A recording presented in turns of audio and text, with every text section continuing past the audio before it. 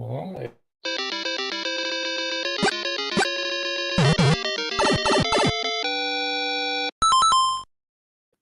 Hello and good evening for this Wednesday, March 27th, 2024. We have just finished watching the 5th episode of Survivor 46 titled Tiki Man. But we're just getting started here on Super Mater Brothers podcasting, streaming live on Facebook, YouTube, and on Twitch. Or you might be listening to us on the audio version. I'm Dave Mater, and I'm joined tonight once again with Josh Foster. How are you doing tonight, Josh? Doing well, Dave. Doing well. And you know what? I'm thrilled with how this episode ended. I was like just a emotional roller coaster of an episode, and it just concluded the best way possible. It absolutely did. I was happy with the ending as well. I thought that it looked like it was going to be end of Ben here, and it ends up. Spoilers ahoy! If you haven't watched the episode, we will be talking all about it. Yeah, we end up seeing Jem get voted out here instead, and with an idol in her pocket, nonetheless. You know, after she so sweet, and because the way that they portrayed her, Dave, she was just so cocky. And like obviously it was behind everyone's back, but it was just the way that she, like in the like do we call it diary in Survivor diary sessions? Confessional, yeah, confessional, and like she was just like and they showed so many clips of her smiling when the other tribe members were they were showing them talking about it, and it was just they didn't once again the way they portrayed her was just not very good. Like she didn't look good at all. Yeah, no, I agree. I think there was like in terms of what they showed us in this edit tonight, it was kind of like, okay, I guess this is the story they're telling, that Jem sort of underestimated everyone else, or she underestimated their ability to kind of see through what she was doing. She also played really aggressive, I thought, in some of those confrontations, in particular with Ben and Tim. That I think the way that she asked the questions, like you see the eye contact, look at me and tell me who you're voting for. Like who says that? Who gets away with that? What y'all talking about? Well, we were just how Jem was basically what she was like, stare you down and basically say who are you voting for? Tell me who you're voting for. Look at me and tell me who you're voting for. What is that? Like who says that? Who does that? Jem. She's outrageous. It's ridiculous. Truly outrageous. She got what's coming to her. Like they don't even realize that they got a row with an idol. That's the crazy part. Yeah, they have no idea because she didn't tell anybody. And yeah, she gets voted out with an idol in her pocket. But you know, I think that they kind of knew. I think that there was some part of them that knew that she was the one who planted the beware thing. I think the fact that it was Maria that found it and then realized that she'd been played, I think that ultimately plays into her decision here to go along with what Charlie wanted and vote out let's not vote out Ben. I think Charlie might have voted out Tim, but they were too afraid of Tim coming back from the excursion or whatever. So they were like, let's vote out Ben instead. And I think I was like, oh, I don't want to lose Ben yet. I think Ben's kind of a fun character on this season. So Ben is one of the narrators of this season. Him, Travis, have been two of the narrators of this season. Travis? Tevin? Tevin. I call him Travis. He should change his name. Change your name, okay, to Travis. Yeah, change your name. Okay, so we have the live commenters here, like Sam, who's pointing out that we also got we're told that next week is the merge, so we'll talk about that later in the episode. But yeah, that's coming along. There was some fun things here tonight, of course, like with Hunter having to do that, put the season logos in chronological order, and I couldn't help but ask myself, how would I have done at this? Do you think you would have done well? I think I would have done better. I think I could have done better than 8 out of 20, but I'm not sure I could have got 20 out of 20. The issue, I don't think Hunter didn't do poorly, but once you mess up, like especially one of the earlier ones, you're screwed.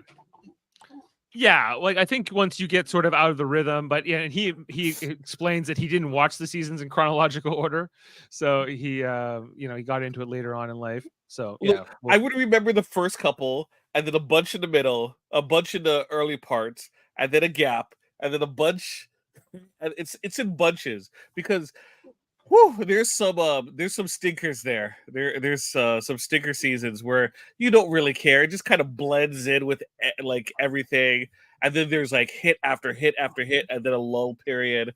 Um, Thailand was a low point, right? I like Xian. Xian is Visepia won that season, right? Yeah, I think so. Yeah. I think that's like the season everyone forgets about. That was the season that what's his name? No, that wasn't Dreams. Dreams was later on. Dreams lost to Brian because Dreams screwed himself over. Foster, how do you think you would have done in that challenge that Hunter? Like maybe 4, 5. No, I don't believe that. Okay, like I've probably watched an accumulative of like 10, maybe 12 seasons. Okay. Like I don't, and they weren't in chronological order, except the last of 3 now, I think, Dave, or 4 now maybe. The new era, basically. I don't think because I wasn't here for the new era. As Jeff was talking about tonight, you will have the most losingest record in the new era, as he told Yanu right before they finally came second place in a challenge. Foster, you know the first 3 Survivor seasons, right? Well, I think Outlast. I don't know if I would have picked that up because it's not. I thought it was Outback. So Borneo, right? Borneo's season 1. Yeah, Borneo season 1. Oh. Right, but Outback is number 2. And then Africa. Then Africa. And season 4 is Amazon? With is it 4? Amazon? I think so. See, even we're like, what is it? You know, because they kind of blend together, especially once you start getting into like the Blood versus Waters and these kind of seasons. Is it Blood Water 1? Is it Blood Water 2? Well, I know that Blood Water 1 comes before 2, but where yeah. does it fit in with all like the heroes, healers, hustlers, and those kinds of seasons? But like, you know, Hunter was taking the right approach in terms of like, elimination. Like, Blood Water 2 has to come after Tocantins because Tyson was in it. Yeah, he had a logic. He at least he wasn't completely inept at it, but you know, he realized there was like, shoot, I'm like, there's a gap there that I'm not quite sure about, and that's where things got a little bit murky. And he was right. That chunk that he was kind of focusing a lot of energy on was the area that he was not really strong in. Yeah, exactly. He didn't know what the challenge was. He thought the challenge was going to be like trivia, but it was not quite that. Question here for you, Jaemeel. Oh, not that one. Is Jaemeel, has your thoughts on Kenzie changed? Oh, Sam, I was so hoping they would lose. I was like, oh no! You wanted Yanu to like hold the record for the losingest tribe in the new era? Absolutely. What is the new era? When did we begin? When did the new era begin? After 40. After war. So everything after Winners of War is the new era. Yeah. Okay. So where he doesn't say "come in, guys," he just says "come in" or "come on in." I love that. That's how we know. I mean, the new era, whether he's saying "come on in" or "come in." To be fair, there is a distinct feeling of change between previously to Winners at War to this new era. It does feel different. Do I wish that the new era was over already? Yes. It's just like the new Coke. You're like, go back to the old Coke. Let's get back to the old era. Yeah. Classic. We'll call this the lost era. I feel like it's been sort of the same feeling for me since they've been like permanently based in Fiji, which goes back even further than Winners at War, probably into like the 30s. I'd say early 30s, since they've been in Fiji, like sort of as a staple. And like a lot of the earlier seasons used to be about going to different places and locations and seeing all that. And that's sort of has faded away largely, right? Because we see the same beaches, the same locations over and over and over now, right? And so do you have a feeling that one season someone's gonna find something from a previous like Survivor? Like someone's gonna dig and it's like, holy crap, there is I found like Tyson's underwear, I found Boston Rob's shirt, I don't know, his hat that he lost once or something. There's gonna be something like that that's gonna eventually. It feels like it. Sorry, Sam, your question about Kenzie. Yes. I I'm not really interested in their game right now because and that's the truest statement, feelings aside, about how Jess was handled. Uh, right now, in terms of a non-merge situation, a tribe of three, Kenzie has there's no interest, there's no flavor in terms of her gameplay. So I can't even enjoy that team, right? So or her situation. So it's just you're kind of spinning wheels until either someone gets eliminated or they merge. And that team's part was the least interesting part of this episode. Well, okay, and let's go back to the beginning of the episode. We'll start our recap here. I think that's a good transition. So, like there was segments to start off the episode. Mostly, like, of course, the beginning was right coming off of the Banu vote. Remember, the Yanu tribe did not rename themselves the Banu tribe in honor of their fallen comrade, because I think they were quite happy to be rid of Banu, as many of the viewers I think also were. Anyway, but they've lost 3 tribe members, including Banu. They have no fire for 11 days. They've had very little food, and they're kind of miserable. And that was a big part of the beginning of the episode and sort of setting up everything, catching up with them. It was raining at the beginning of this episode, right? I think so. Oh yeah, especially on Green. So the Green tribe, we kind of checked in after, like, the credits and everything. Yeah, and even with their tarp, they were really suffering. I thought, like, it was raining pretty hard on them. And Dave, you were right. Like, so for the only saving grace for tribal council for the Yanu tribe is that they get to bring back their torches, right? If it's raining, they're screwed, right? True. And this night, unfortunately for them, was a particularly rainy night. As we can see from the Sigma, is it Siga, the Siga tribe, right? Siga's green. Yeah. So you're talking about Purple tribe? We come back with Siga being wet at the end of the episode. You mean, or in the beginning? The beginning of the episode when they're under their tarp. But I think they won the smaller tarp. If I don't recall, yeah. And so there's 6 of them living under this little thing, and it's rough times. Every time it rains out there, nonstop like that, you're gonna be miserable. You're not gonna be able to keep a fire going. You'll be cold. And you just kind of have to survive until it gets nice again. There's nothing else you can do, really. And we've seen some pretty brutal stuff out there. So there was a lot of that going on, of course, and setting up, like, again, reminding us what the divides were in the Green tribe and in the Orange tribe, I guess, over these last 11 days, because neither of those groups had to go to tribal council, but they're itching to vote somebody out. You always are, right? Because you're trying to set up, like, is my alliance real? We're only be able to test it once we go to tribal. Absolutely. And so, let's talk about the Orange tribe. A lot of them was like them looking for the idols and stuff. A lot of this turned into Hunter and Venus at the beginning, where she's like, Steve, you and I. Yeah, well, like Venus, who was just like, I don't care if I'm annoying. If I'm annoying you, I don't care. I'm just gonna follow you around, Hunter. And he was very annoyed by her. He didn't care, though. That was the whole point. Yeah, he was over that. She was taking the Biden approach, which is just to be there, be in the room, be in the conversation. It's the Biden approach. Yeah, just have a pulse. Yes. If she could have an ice cream, she would have had one while he was looking for the idol. Yeah. Hunter, we saw, I dare I say, a little bit more of the edgier side of him in some of these Venus confrontations and his confessionals.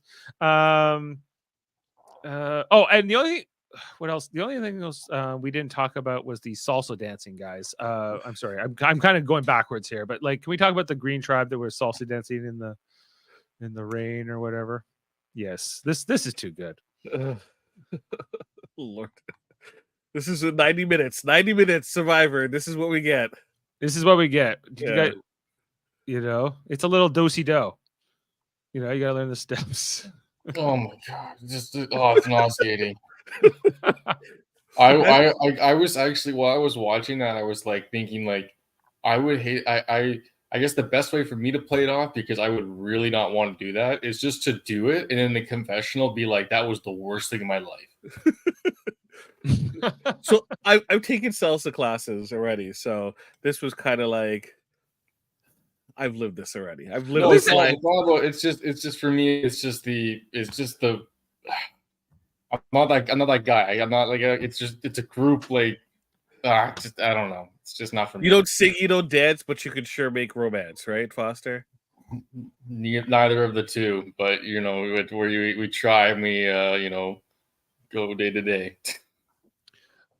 What did you guys think of the segment where we checked in back with the Yanu tribe after that, where Q was saying he was going to quit because he was tired of looking at the bamboo? Oh, I love that he was tricking Kenzie. He's smart. He knows what he's doing. Foster, I don't believe it. I don't believe like it would sway Kenzie one bit. Kenzie's gonna put her energy into Tiff to make sure that they're in alignment, regardless of what Q says, right? Because if Q really wanted to quit, he would leave the game, right? So Right. she wouldn't just buy that he's fine with us voting him out. He's like he might use his shot in the dark. No, I Right? think And but I think that the way he was thinking of it, maybe it would help Tiff kind of portray that she was on Kenzie's side as like a safety net or whatever for her, right? But Or to make him disarm her about him, and he goes, she would be like, he doesn't even want to be here. Why would I vote him out? He'll quit eventually. I guess that's what he's trying to go for, but I'm not sure. I don't Like know. Kenzie no, was, we can't dwell in the mind of Q. It's a complex place apparently. yeah. Kenzie says in her confessional, if he quits, I'm one step closer. It's not necessarily bad for her game if he quits. Yeah, but like it's the belief, the idea from the way that Q kind of frames the situation is that I'm gonna tell her that I'm gonna quit or thinking of quitting, so it disarms her so she doesn't use her shot in the dark. And I think that Tiffany, she's not gonna to put herself in that position. She's going to be looking to, hey, if we have to vote, I'm going to work on Tiffany. All right. Otherwise, if Q's going to quit, we won't have to vote. So, are you quitting? No, no. Well, then I got to work on Tiffany. I don't think she's going to be like, well, I don't have to worry about anything because it's going to be 1 + 1 = 3, right? Victory. Well, and we see here that it seems like if the Yanu tribe had to have gone to a tribal council again here tonight, I guess it would have been Tiffany sort of in the middle, choosing between Kenzie and Q. And I don't know what what Tiffany would have chosen. I think she probably would have sided with Q. You think so? I thought that was my feeling. Foster, did you have an opinion of like what Tiffany, if she had to pick between Kenzie and Q, who she would side with? I think she'd side with Q. Yeah. Because I think that long term, I think that Q would be closer to her than Kenzie would, because they said it earlier in the season how Kenzie, her personality allows her to kind of make friends a lot easily, right? So I think I think what she would come to the conclusion of is that Kenzie would be easily more swayed by others rather than herself in the long term, because she's going to make those connections a lot easier, whereas Q is going to be more kind of rooted, if you will, if to the Yanu roots, probably with a duo, him and Tiffany, probably as a duo going into the next, and with Kenzie potentially, but yeah. Sorry, if it came down to it. But the one thing that actually is interesting, I was going to ask you guys, I wanted to ask you guys, is that they ever done a community challenge where there was only 3 members in the tribe left, where it could have gone down to 2? I think so. Yeah, there was Bobby John and what's her name? What was that season? Like it's the Pagong season, right? It's the Pagong season, right? Yeah. Stephanie. So that's a long time ago, isn't it? Though. That's but it's like it is classic. It became a term. Right? It's like 16 years ago. Yeah. Yeah. It's like it goes way back. And it came down. Stephanie and Bobby John were the last 2. Stephanie and Bobby John. But once they did merge, they did okay. Because it was only 2 of them. And there was enough cracks in the other team over that long period of time where it's like, hey, we need people to, push us over the edge to get rid of the people that we've been trying to get rid of, but we haven't gone to tribal. And that's where the advantage is, where you can kind of slip through, right? So it isn't necessarily the worst thing to be, this to be a smaller tribe, especially if there's a swing involved and you're the players at up for grabs. Well, yeah, because it looks like we're really heading towards probably in this merge. We have the Siga, the green tribe, and the orange tribe in what I always forget their name. What's it? Nami, right? Navi, So yeah. Nami. I should always remember. Okay, so Nam and Siga, right? So like they're coming in with 5 people each, right?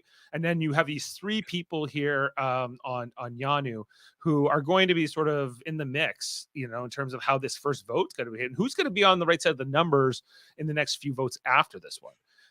There's probably going to be some kind of a challenge where they're in teams in this next, because this is the new era, and ever since we've entered the new era, before we actually have a merge, there's sort of like a showdown, because the person voted on in the next episode probably won't be a juror.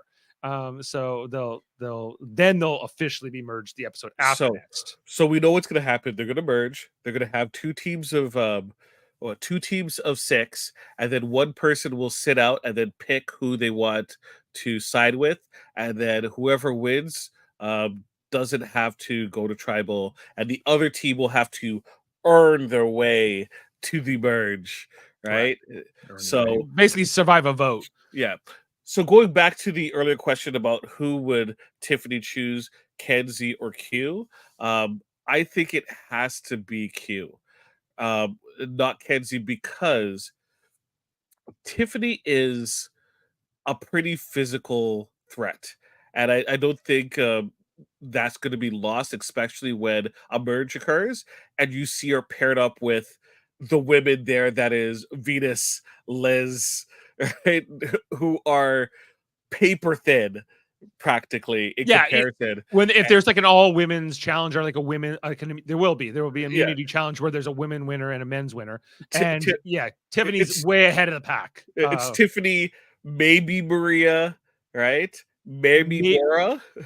Like the right challenge, I could see Mariah maybe doing, not jumping, but I could see Mariah maybe doing something, or you never really know, like when there's puzzles and all kinds of different things that get thrown in the mix. But right now, I think physically, I would agree. Like Tiffany is looking ahead of the other women, but that's only probably one challenge. The rest of them are sort of across the board. Like, in terms of who can win immunity, I guess that's also a factor. But I mean, going into a merge with Kenzie as her, number 1, right? Kenzie is not going to be able to shield her like Q can, right? Right. So I think it makes the most sense to go with Q, right? And Sam, that isn't me just hating on Kenzie and wishing her ill will. I just think logically that's what makes sense. Yeah. It'd just be interesting to see how the Yanu group, the Purple Tribe, how they fit into this upcoming, what you would imagine is going to be a showdown in this first vote, and what will the 3 of them side with one side or the other, or not, or will they be split? Probably, I could see like Q and Tiffany going one way and Kenzie going another, even, we also have we kind of see the emergence of a new alliance through the journey, and we'll talk about that when we get to that.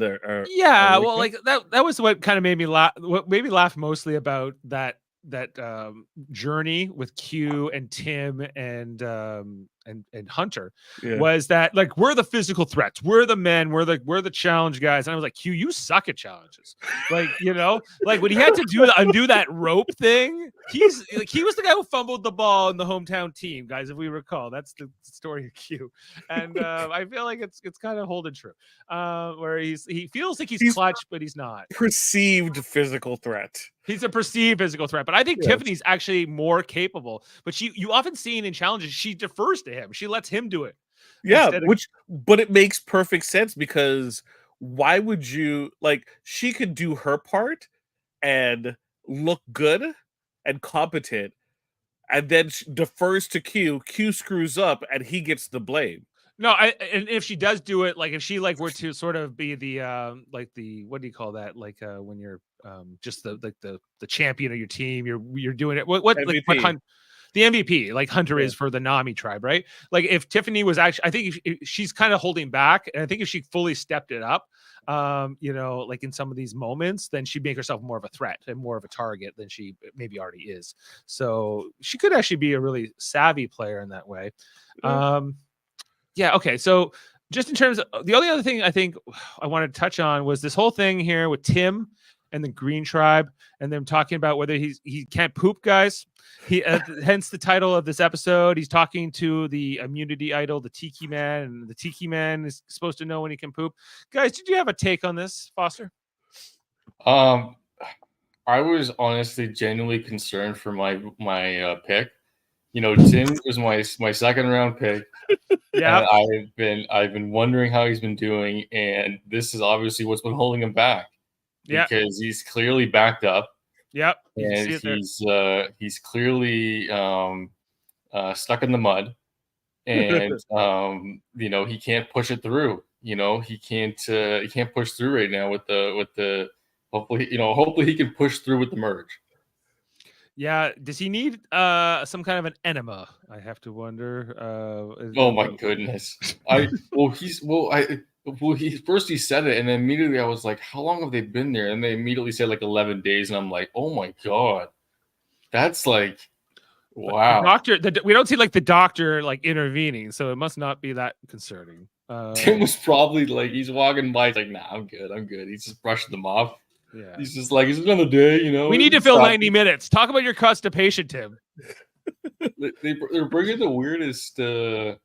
Yeah, and that's what they named the episode after, right? Like that's what I found. Okay, and then there was a whole bunch of stuff about the Green Tribe in terms of Tim feeling that that Jem is the person who purposely kind of set things up. Yeah, like he kind of figures this out, and I think eventually Maria agrees with Tim, and that's eventually what leads to this vote out here.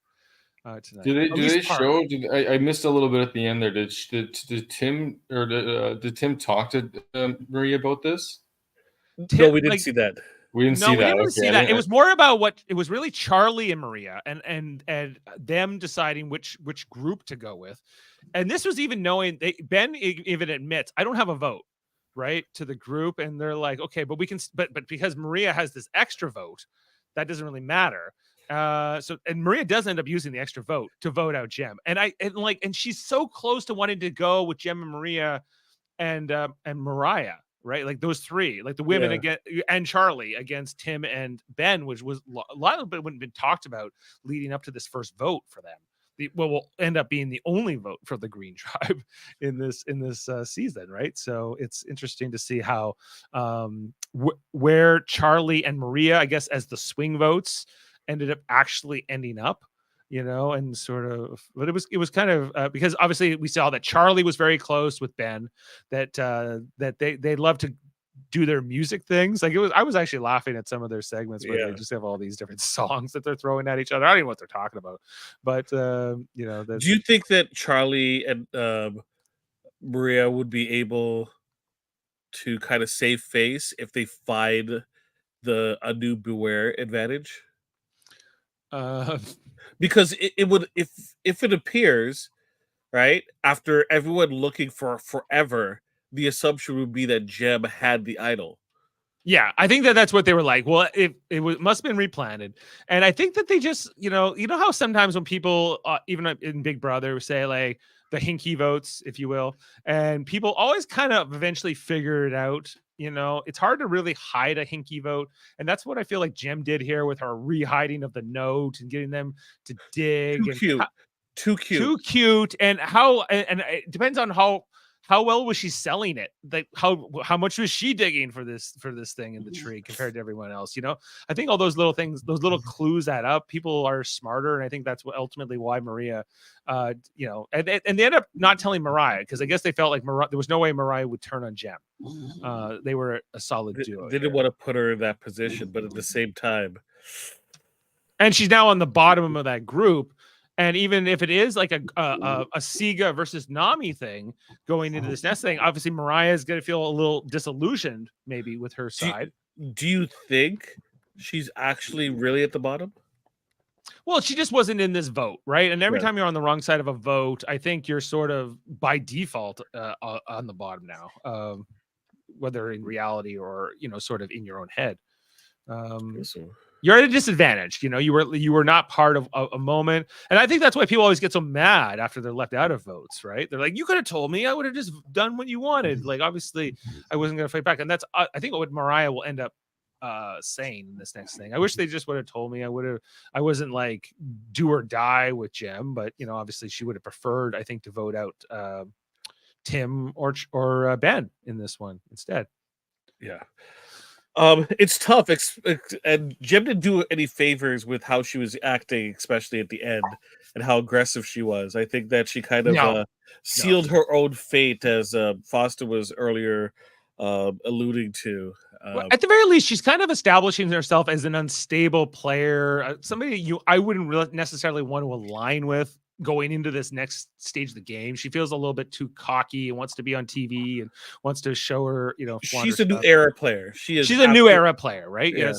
So I can see like them getting a little bit like, maybe not Jem, especially if we think she maybe made us dig through ants to find this idol thing that was already found. So, and if they might be able to say like, and the bonus would be maybe we're voting her out with an idol in her pocket. We don't really know, but we at least suspect in part, and I think that all those things added up to what we got, and it came down to Maria, my draft pick. She was last overall, but she got assigned to me. So, hey, that's the worst. Hey, you still have both draft picks. So I still have both of mine. Yeah, I can't say the same. And neither can Jeff Mater now that he's a lost gem after tonight. But I can. You can. You as well, Foster. Well, Foster, let's talk about the challenge. What did you like this challenge tonight in all its stages? You had to do the slingshotting and the beanbags and untying the ropes and everything else. Did you just look at Maria's reaction when she walked in? She was like, "I have to do this," or potential. I don't think she did it, but she was like, it was it looked like it was really what's the word I'm looking for? Like not endurance, but it was very like I think it was agility was more important than anything. Yeah, agility is a good word to use, Jaemeel. Thank you. Like it just seemed like it was a lot of like twists and turns, and like you're jumping up and down, and like you're going through like, you know what I mean? Like it's just, like the obstacle course and stuff, like in the finicky fingers with the knots, and so it's. But I like the fact at the end that everyone had to hit the target.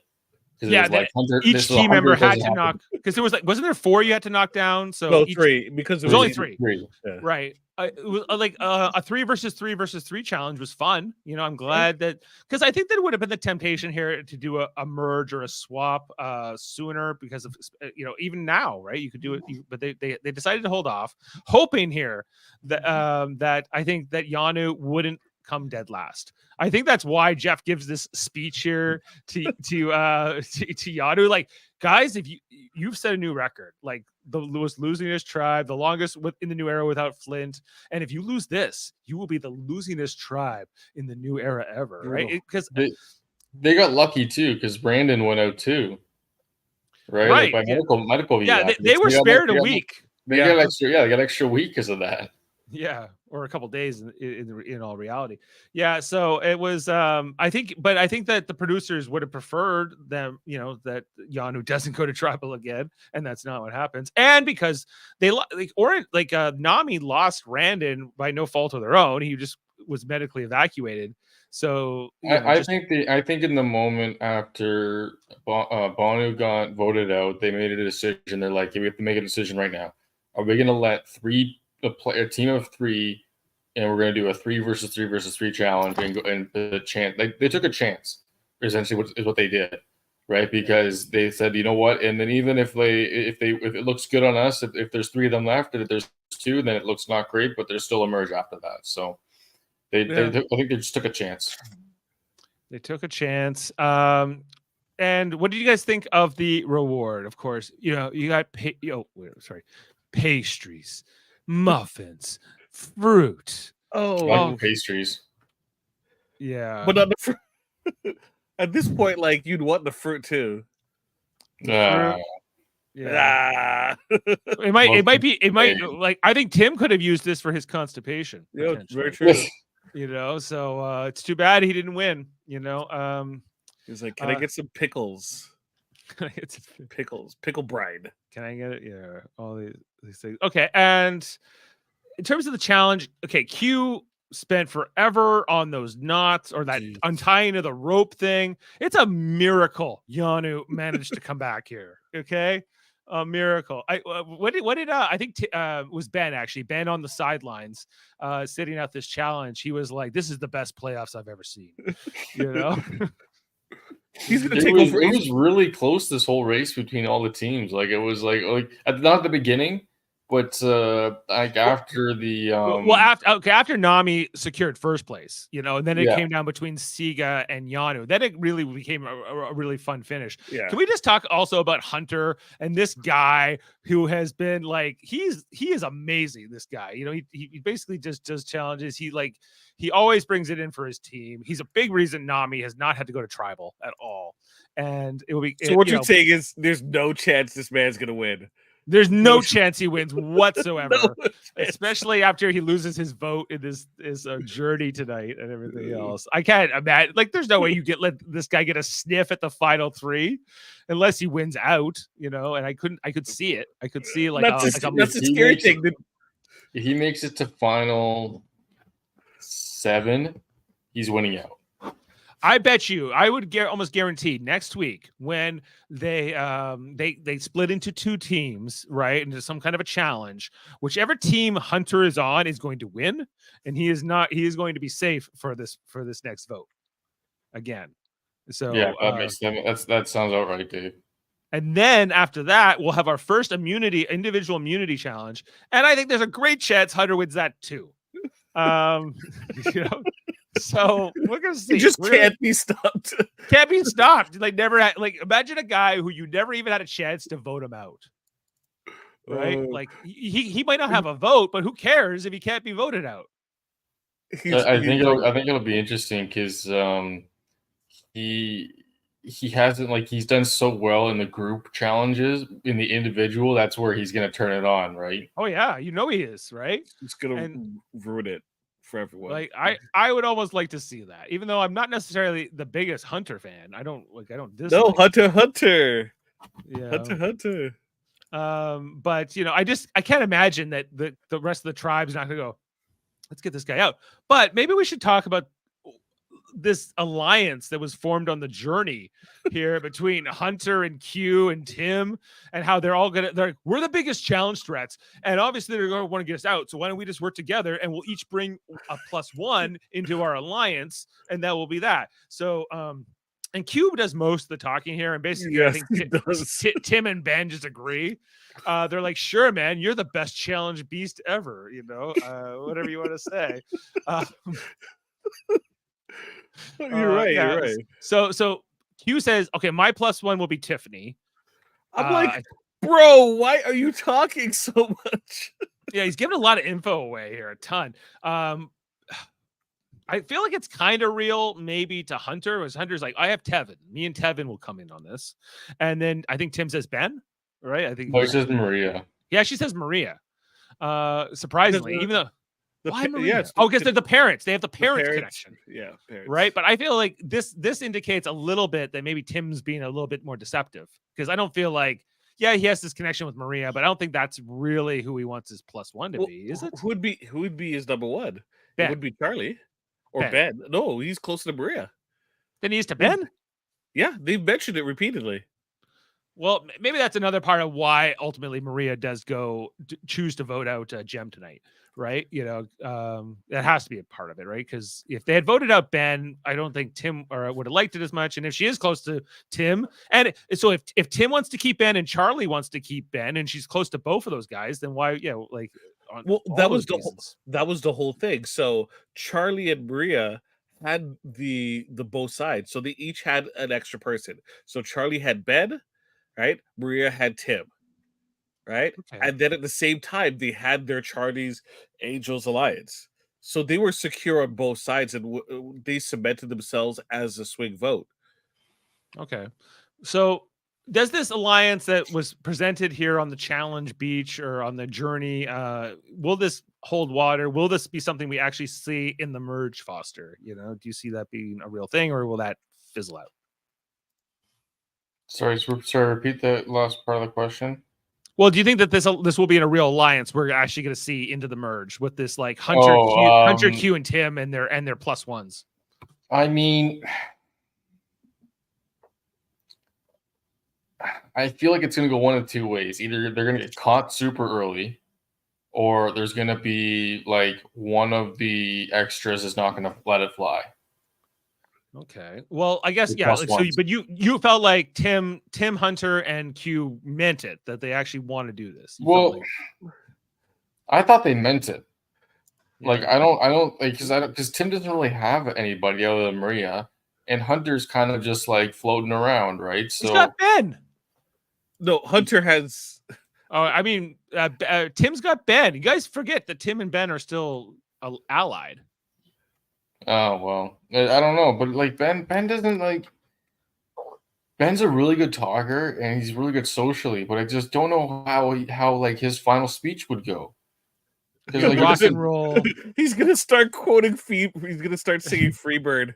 Yes. Freebird, yeah. And then he just does a solo, like a guitar solo. Yeah, but he does like air guitar. You know? Like I understand like the temptation to want him vote him out because he is so social, much like Kenzie, where they're like these social butterfly players who it's Soda. Right, and Soda is the other one, right? When they all get together, it's gonna be interesting to see how. And Tevin too. This might be the most interesting merge tribe, in a while. Once it all gets together, with not that many physical threats. Not that many. They're like almost only Hunter, right? And I could see Hunter just winning everything. What if so? Just imagine if Hunter, like the way I see it. Let me break this down into two situations. Your question about is this real? I think it's real if it's advantageous to the groups. If the numbers play out well, especially if there's a split, right? You're gonna be like, oh, if I reference our plan, right, and it's an advantage to me to survive this, half tribe vote. Absolutely, we're together. Remember, we did the journey. We made the plus one thing. Yeah, absolutely. High five. We're a team. Once that's done and you have all the pieces on the field, I think once again they're going to look at their situation and determine is it valuable to reference it. The moment that it isn't and they have to make a choice where it's either or, they are absolutely dropping this, physical threat alliance. That's one. The second thing, if I'm being realistic, I don't think Q, I don't think Hunter, I don't think Tim are long for this game. And it's gonna be the island of misfit toys, and Tiffany might be the strongest person in this game, right? At the end, once all these physical threats are like, if the Hunters, the Qs, the Tims, because you're dragging Liz to the end. Because right. There's no way this Liz, Mariah. I'm not sure what Venus. I thought was not a physical threat, but in this challenge tonight, she actually did pretty good. She did very well. She's once again the agility, the nimbleness, right, was there. But I mean, like, I'm talking about final three. Like, are you going to give money to Liz, the self-proclaimed awesome person who has so much money that doesn't really need, the money? I just want the title. Like, I don't think people are going to vote for her. Not for first place. I think you're right. Like, I think Liz could go very far into the end here because she's somebody that they're not going to vote for at the end necessarily, at least not at this stage, based on what's happened so far, which isn't much. Because Nami has not had to go to tribal. There hasn't been a lot. We haven't, they haven't had to really be on the hot seat. But we'll see what comes next. Okay, and like I just we can just also talk more about this challenge that Hunter went through with putting the logos in order. You can see there that they wasn't like all the seasons. They picked 20 seasons. So like with Borneo being number one there, the next one that they have in the list there is Marquesas, right? Marquesas. Is that Brian? Brian won that Marquesas? No, Marquesas is the one that's Boston Rob's first season. Yeah, but so did Vesepia win that one? Maybe, yeah. And Brian won Thailand. Yeah. Brian, the used car salesman, won I think Thailand. Yeah, I think Thailand's like sort of the season I know the least about. So Okay. they do give us a graphic here where they show us. Okay, here is all of the logos that they gave us in order. This is actually so it was Borneo, then Marquesas, Thailand, Pearl Islands, Vanuatu, Guatemala, Panama, then Cook Islands, Fiji, Fiji, the first time. Tocantins, Yeah. Samoa. Samoa, South Pacific, Yeah. Karamoan, some of these fonts, Cagayan, San Juan del Sur, Blood versus Bloodwater. Water. Yeah, Bloodwater. Bloodwater 1. What's that one? Second Chances. Yeah. Cambodia, Second Chances, Cow Wrong, Game Changers, Heroes, Healers, Hustlers, and finally David versus Goliath. These were all the seasons shown.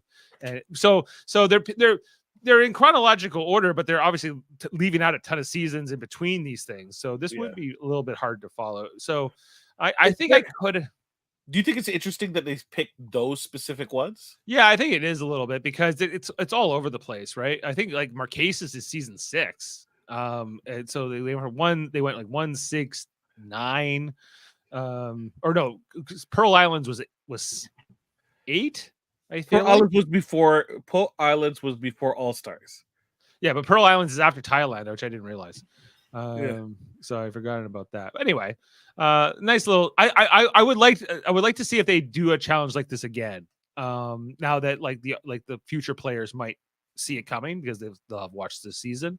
I'd be curious to see if they ever do anything like that again. I felt like Hunter was making a lot of excuses. I'm hungry. My brain's not working well. I'm not well rested. I didn't watch these. And he got 8 out of 20. And he's like, that's not a passing grade.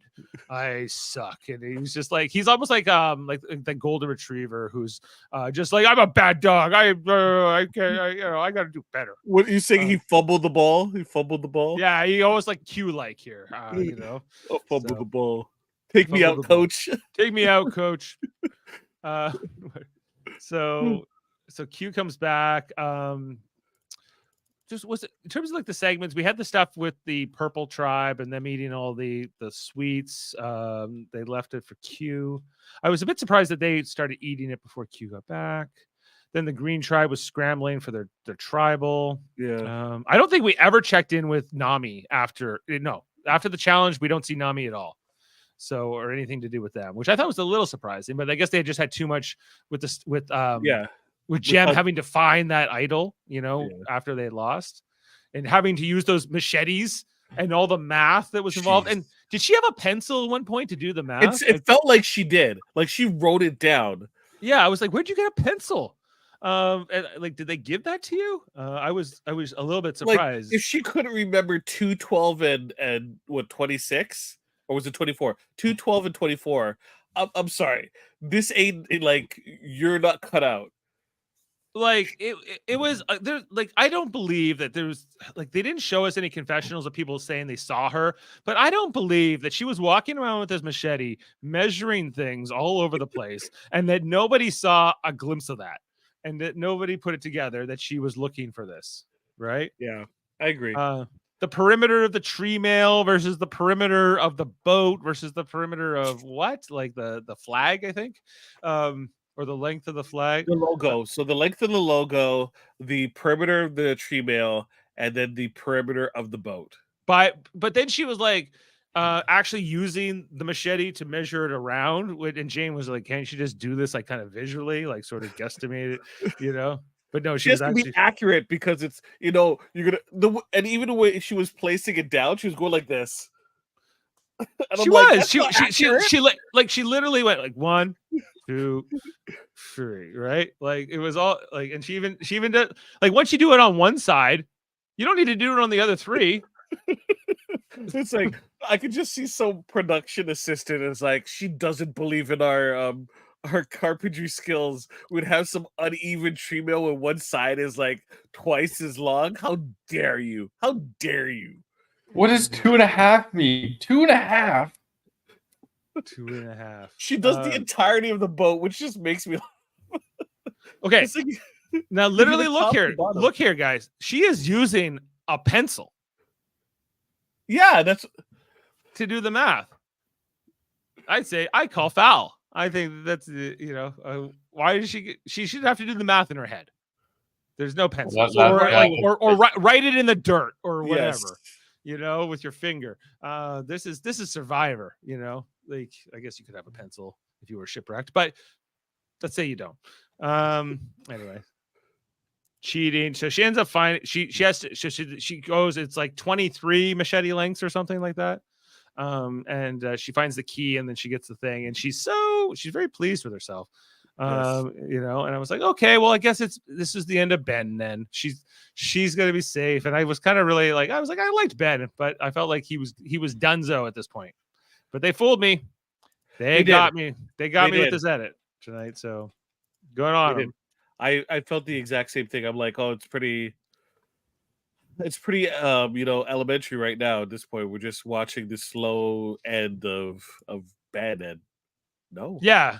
Right. Well, but then like we get some like these moments here, especially with I think Charlie and Maria, and it's left very ambiguous on purpose, right? But she like it really seems like Maria is going to pull Charlie into voting against Ben, and then that's gonna be the end of that, right? It strongly feels like that. But obviously they left out other conversations, and it all played out, and then they go off to tribal here, I was like, Ben's a dead man walking tonight. Here he goes. And I'm glad he's actually going into this next phase. I think it's the show is a lot more interesting with him still being part of it. So I'm glad.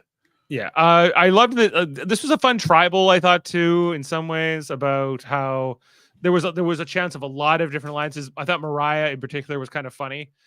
She's like, "Can we vote for you, Jeff? Can we vote against you instead?" And Jeff was quick to say, "I'm here forever." I'm here forever. So my initial reaction was just like, he's gonna be because he's in his 50s now. I think so. Yeah. So he could easily do this for another 15 years. Sure, like he's 70. He's not too old to keep doing it. It's really. I'm sure he doesn't need the money. I think he's got too much invested. He sprains himself. He pulls a muscle by raising his hand up. He's 62 actually. Wow, 62. Wow. Okay, well, I would say another 10 years. He might do another 15. I could see it, like Bob Barker. How long did he go?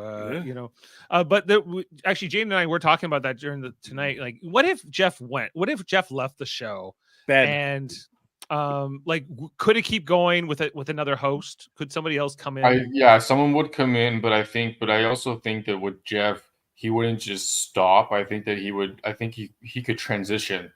Right? He might become just a producer, executive producer, just from a producer role. Yeah, I could see that. But let's say, something tragic happened to Jeff Probst and he's out of the picture. Knock on wood, of course. But if suddenly like he can't do it for whatever reason, could you see just somebody else swooping in and being that person? Yeah, I'm sure they've done this long enough where they definitely have like a short list of like who would like really work with them, and it's people like within their close circle. I don't think it would be anyone like an outside hire. Like I don't think within like Survivor, like the production, I'm saying like the producers, like their friends or like someone they know closely that would be a good like kind of replacement, because with the way that the show's gone, Jeff is kind of like an icon, right? So you want to make sure that you transition properly. And I would think that there's easily like even now, I would think they have some sort of succession plan in case. Maybe Philip Shepard. Who's your pick, Jaemeel? If you had to pick someone out of thin air, is it a past contestant? Like, is it necessarily like somebody we would know, or Cochran? Cochran. Because he's I'm assuming if he's still on the production team or whatever. I would think it would have to be someone like. It can't be as much as I joke. It can't be Rob Mariano, unfortunately, because you need a clear, like he has a specific twang of voice. Hey, tell me why you're voting this way. He's not that type of person who Ben, surprisingly enough, has the gift of the gab that he possibly could do it. Yeah, Ben, you're right. Even though he's just this guy we just met this season, he actually seems like he would have the energy, or just somebody else who's like a TV host. Of course, you remember like Jeff Probst before he did Survivor, he was Rock and Roll Jeopardy guy. That's what that was his claim to fame before he ever did Survivor. So and that's kind of what Ben is. He is kind of like Rock and Roll Jeopardy guy, in some ways. So who knows? I wouldn't want a Boston Rob. I even Parvati kind of came to mind at one point, but then I was like, I don't know. Like, I think I'd rather have like a true TV host actually do it. Somebody with a bit more of that like presence. What's his name? The movie writer, not Mike White. Although it'd be kind of interesting to see Mike White. Mike White would be the worst host ever, but yeah, it would be interesting, but. He'd be funny, but he'd just be sarcastic. Jonathan Penner. Penner would be fun. I don't know. I think I get tired of him after a season, though. I suspect, as I did as a contestant. Well, I'm just figuring who's gonna go off on a not a tirade, but like an explanation where he goes into detail about how delicious, the margarita. Yeah, I think that has to be part of the addition, right? Like you have to be able to say, how well can you sell this food? Can you say like cake, cookies, and candy, grilled cheese, hamburgers, hot dogs, more pizza, more champagne. Let me know if you need anything. Chicken, peanut butter and jelly sandwich, wood, salty potato chips. I was playing too many ones. Wood, fire grilled. Outback steak, plus the brand new Outback Steakhouse margarita, the grilled pineapple Rita. Yeah, if you could do all that, then you could be Jeff Probst. I need that. I have to. That's a mandatory. How well you do a tribal council is secondary to that. If you're just like, let's time to vote, I would be fine with that. If you just say it's like, because I always hate all these drawn out tribal councils. This one tonight was like 20 minutes. I felt like really, no, maybe not. It was maybe more like 10. Yeah, but like I don't know if I thought it was so inevitable what was going to happen that looking back, I enjoy it now knowing the result. But going through, I'm like, come on, like don't prolong this torture. That I'm going to lose this wonderful man that is Ben. Right. And then it ends up being Jem. I was like, no, this is a great ending, which is kind of what we talked about to start off the episode, guys. Yeah. So let's just look at Jem's exit here tonight and see if we can pick up anything we maybe didn't when we first watched it. The dumbest move, put an idol in my pocket. Honestly, I did not expect this. This was a total blindside tonight, but it was really fun for me. I love that I replanted the Beware Advantage and got them digging for 3 days. So, I mean, it serves them right. They vote me out. I think she admits to it there, right? Like she says, I made them dig for 3 days. They knew it was me and they voted me out. Good for them. Yeah. So it goes back a little bit. I think this also brings up the subject of villains and how people are saying, my hurt feelings about what happened in Yadi, right? It's like, oh, don't you want villains? Villains are great. Jem really, went. Jem's like maybe the closest one we've had in a while, right? In the villain role, and unfortunately, people don't play into that anymore. As much. Like the Jerry Halliwells, who was like embraced that TV reality villain back in the day, and now I think people don't want to be seen as the villain, is readily because they have like this ongoing social media personality and whatever. It's hard to imagine like a Johnny Fairplay today, or Johnny Fairplay would be totally okay because I don't think he's gonna walk out of Survivor worried about people thinking that he's a terrible person because it's all part of the act. Mm-hmm. The only time it's a problem is where you're like, okay, I'm stopped playing now. I'm the real person now. I'm not a bad person. And that turn in the public's perception is going to be really tough for a lot of people. A lot of people aren't ready for that. And that's why they play it safe, because they've seen people try to transition away from, well, I did that in Survivor because I'm really a good person and people don't buy it, or the mouth breathers online that can't distinguish between reality television and reality, the real life that is reality. That often is an issue. So Yeah, fair enough. So they end up voting her out here, and that's the end of Jim. As mentioned, drafted by Jeff, and so Jeff is only left now with Soda on his team. Soda Foster, gotta go. Soda gotta go to. We'll see because we saw that Tevin didn't like her. How are you feeling about your team? Charlie and Tim are your team, Foster. How are you feeling about your team? They're kind of floating in the middle. They're not really at the bottom. They're not at the top. So I'm kind of feeling good going to the merge. Okay, what do you think about my team, Jaemeel, in Venus and Maria? Maria, I have a lot of. I think she's going to do really well. Yeah. Venus is going to be a fulcrum. I think that we're going to see a lot of things spin around her. I think Venus is somebody who potentially does go to the end like Liz. I don't think she's somebody who wins easily. I think she's potentially not a good speech at the end. And I don't think that people are going to see her as a threat. I think that if she makes it to the end, people will respect her. Someone like Hunter will respect Venus's game if Venus outlasts her.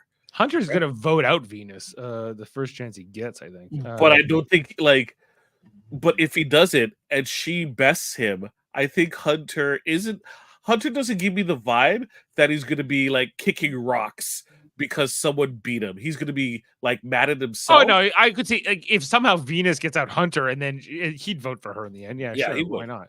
But I just don't know if she'll get like the votes from everybody. I just don't know. I think she tends to have this vibe where she gets into like conflict with a lot of her tribe mates, and I think that that's going to continue into the merge. And I just don't see her being like if she gets to the end somehow. I just think she's going to have an uphill climb to win. She has a good second place situation going. Like if it's like Venus, Liz, and I don't know, like Tiffany or Kenzie. Yeah, throw them in the final three. Who knows, but like or Q even, like, no way Q, like, okay, Q's not making it to the end. I don't see it. If he is in the end, I don't think he wins necessarily, but it's still early. We still got a lot of game to play here, of course. And let's look ahead to the next episode, guys. See you here next time on Survivor. It's day 12 and the game is about to change. Next time on Survivor. There's cracks all around this island. Today we see the divide. Liz hates soda. It's a mess. Oh my goodness. Venus is saying all kind of. Baby, it's about to get messy. So it's getting messy, guys. Venus was saying all kinds of blank, according to Q. I don't know. Like, I was excited by this preview, I gotta say. Yeah, it looks like we're gonna see some hurt feelings and a lot of scrambling. That's good. I like it. Yeah, it looks like I'm digging the season overall. I hope you guys are too. I'm feeling pretty good about it. Even though it's new era and there's things about new era, I don't care for it either, Jaemeel. Overall, I don't think the cast is bad. And it's better than in the last few seasons, I think, overall.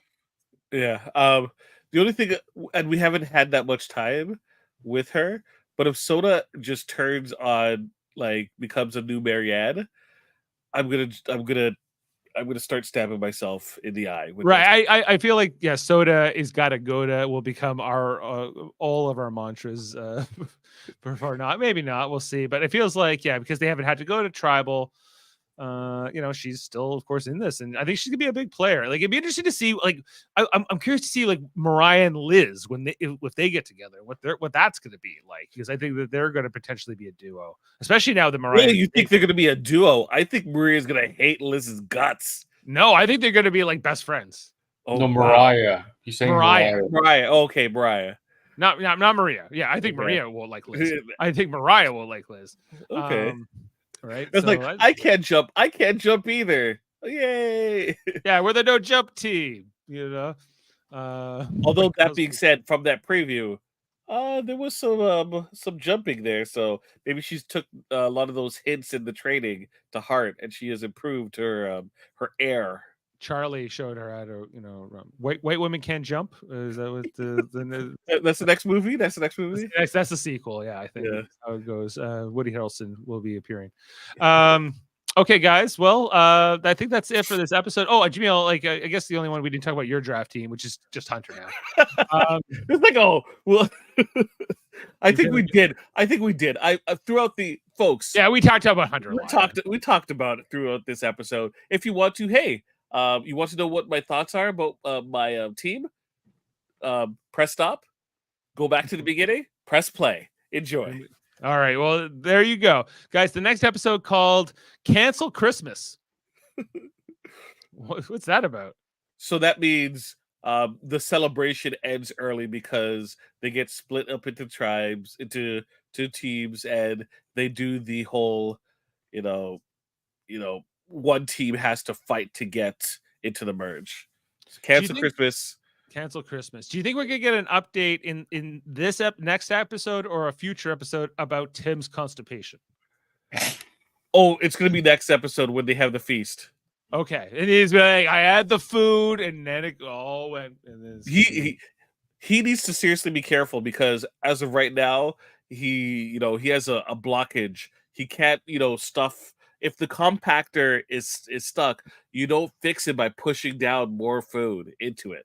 Right. I remember when Kevin Smith's wife got constipated. She told that story about going to the hospital and they had to get the ice cream scoop on the stick to get it dislodged, because it had hardened or whatever.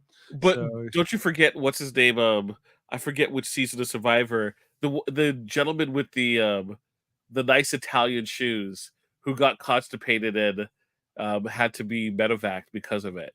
Did he lose the shoes? No, but I just remember he had really, really nice shoes.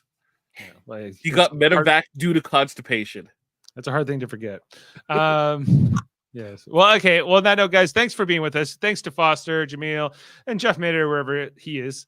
And he's getting ready for Curl for Kids. He's going to be hopping it up with the celebrity curlers, guys, in a few days.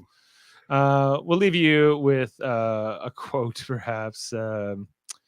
This is a good one. We'll see you next time here on Super Mader Brothers Podcasting. You are no longer guaranteed a spot in this new merged tribe. See you next time.